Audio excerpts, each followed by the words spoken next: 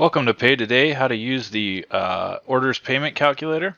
We're going to go ahead and open up an order. Go ahead and click on the orders on the left sidebar here if you haven't done that already, and then choose an order you want to kind of create a payment schedule for. And we're going to go ahead and try this one here. And okay, that's perfect. We have no scheduled payments yet. So go ahead and click on the payment calculator, use payment calculator button. And first thing we want to do is okay, what's the payments going to be? This invoice balance is $2,259. So we'll just say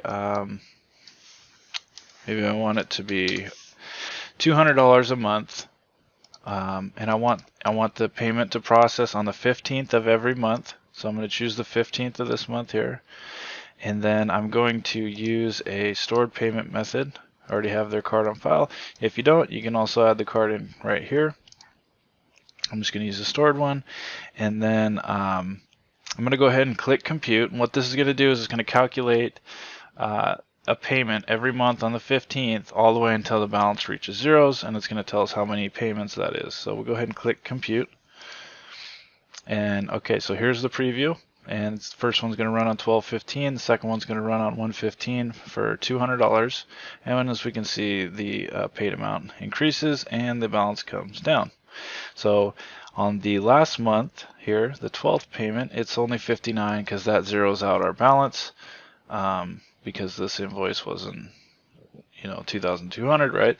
And so that's totally fine. If I need to make a change, maybe we're building this payment plan together on the phone with the customer, you can kind of run these numbers and crunch these numbers and see what's going to work best for them. All you got to do is change the payment amount, click compute, and now we can see we've got it down to 800, not 800, 8 payments of 300, and then the last payment's going to be 159, and so forth. You can also change the date. Simply select that, and maybe I want it to process on the 30th of every month, but I'm actually going to do the 29th. Just to watch out for that leap year. And so if I click schedule now, this is going to go ahead and create all of the scheduled payments. This is just the preview, so let's go ahead and do that now. That looks good. And then we can see our full payment schedule here.